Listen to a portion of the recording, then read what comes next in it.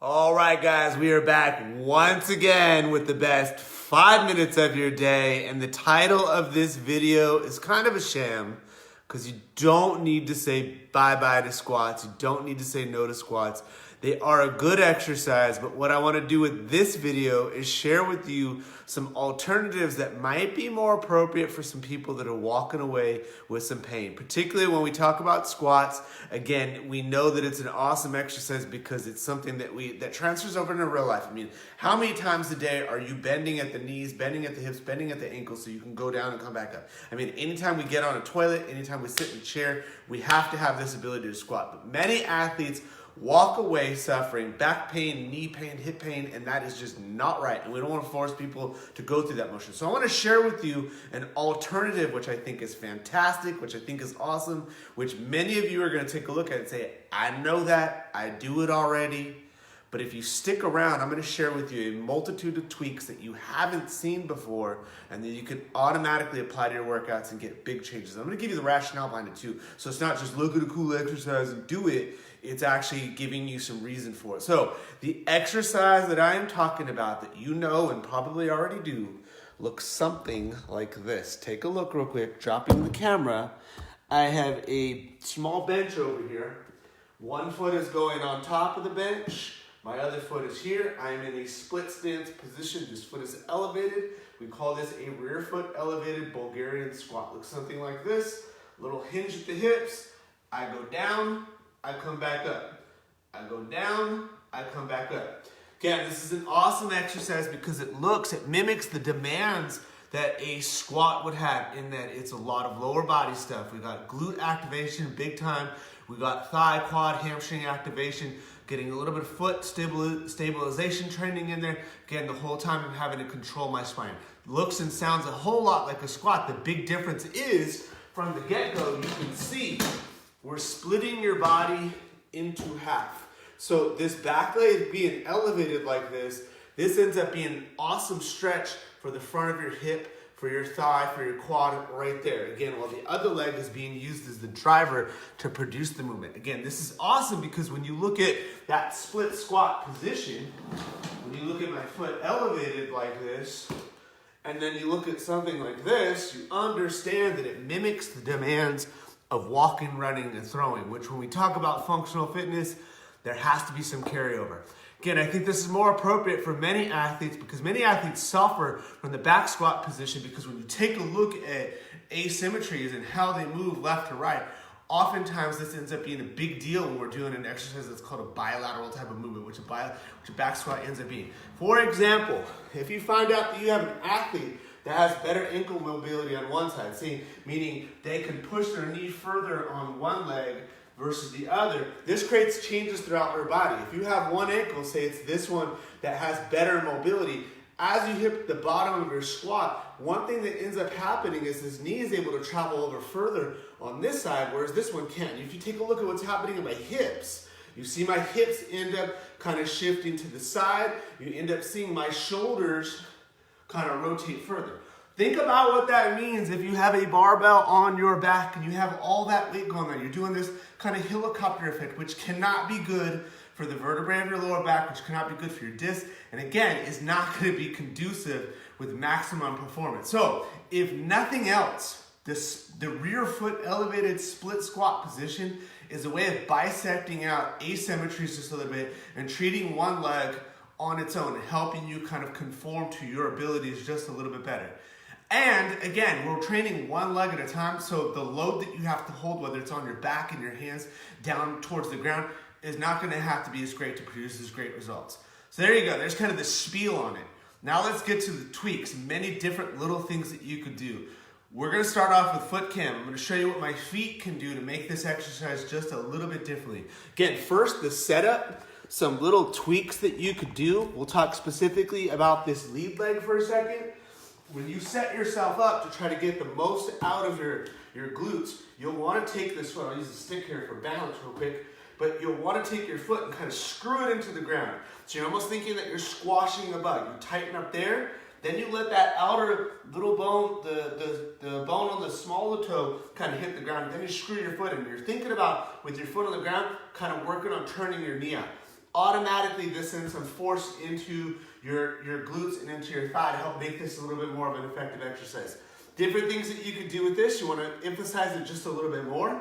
You could take this from a toe. Now we're bringing in the smaller stabilizing muscles of the bottom of your feet, which foot training is massive and it's overlooked often, so you could do something like that. Following that, we could bring in some tools. You want a little bit more of a stabilization kind of training session, you can get something like this. It's called an Eric's pad. It's just a cushion. You can add this underneath that lead foot. Let me just show you one more time. Diane, thank you for the stars, 150, that's awesome. Okay, take a look at this real quick. Again, this is an Eric's pad. It's just a small cushion. You might even be able to take something off of your couch and do a similar idea, but it's a little bit unstable, which again forces my foot's starting to wobble just a little bit, and I'm having to use all those smaller muscles of my feet to kind of talk to my knee, to talk to my hip, so I can get back up. Awesome stuff. Again, you want to just challenge range of motion just a little bit more. This is an easy idea too. We'll just take a step or anything that's elevated. You can take a couple of weight stacks, put it underneath that lead foot, and automatically when I raise my foot up a little bit, somebody else just gave me stars. Thank you so much. I didn't see the name. When I raise my foot up like this just a little bit more, this allows me to take this back knee even further, which allows me to bend this hip, getting more glute activation to send me up. So that's all super good stuff right there. That's just position of feet. Again, the big thing with that was that initially the setup, making sure that you screw your foot into the ground and doing, again, getting that glute to activate just a little bit more. I'm going to share with you a few more things that you could do body weight wise with your hands to make this even more excellent exercise. Let me move the camera around just a little bit here. Okay, so again, setup wise, if we're trying to get your glutes like into the split stance just a little bit better, again, one thing to kind of pay attention to is the orientation of your upper body. Wow, another set of stars. That one was Tony. Thank you for sending the love like that. That's awesome stuff. Again, we take a look at positioning of your upper body.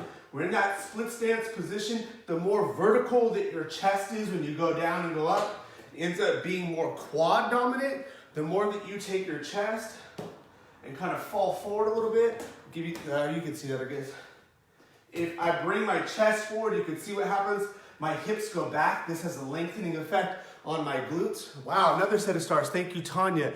When your chest goes forward, again, that lengthens your glutes out and kind of loads them up like a rubber band ready to fling. It allows them to be kind of more of the driver for the movement. So that's one thing to kind of consider, especially if you're dealing with knee pain when you squat. The more glute you can get involved in this, the more likely it's going to be safer for your knees. So you're going to kind of think about that a little bit too.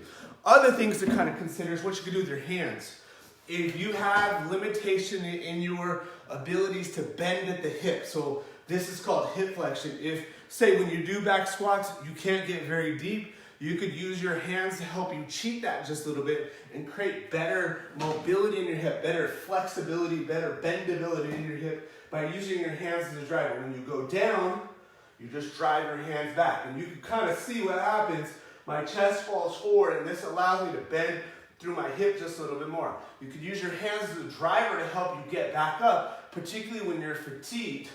If you just take them and swing them over your head. Again, this is pretty good for athletes, especially on those last few reps who have a tendency to not really finish a rep so much and kind of end up in a position like this. We know that this could be really stressful for your back. So again, this kind of motion right here, your hands as a driver, again, promotes better thoracic extension, more of a vertical and upright posture. It's good stuff. Last thing, to try to get more glutes involved in this, you can kind of think of those functional lines of fascia. There's one that attaches from your fingertip through the opposite butt cheek, and you could use your hands as a driver with this.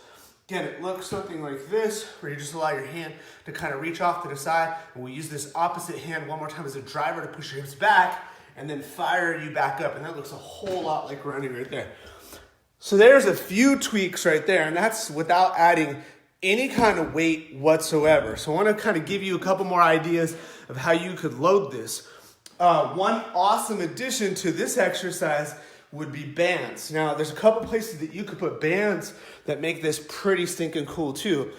First position, especially if you've had like runner's knee problems or you're having a difficult time loading this glute, You could take the band and put it right around your knee, and now the resistance come in front of you and start to add those things. So you can see, this is a really light band, but the band is kind of pulling my knee in this direction right here. And you can see automatically, my knee goes this way, it's stretching out my glute back here again, building up that energy so I can get back up.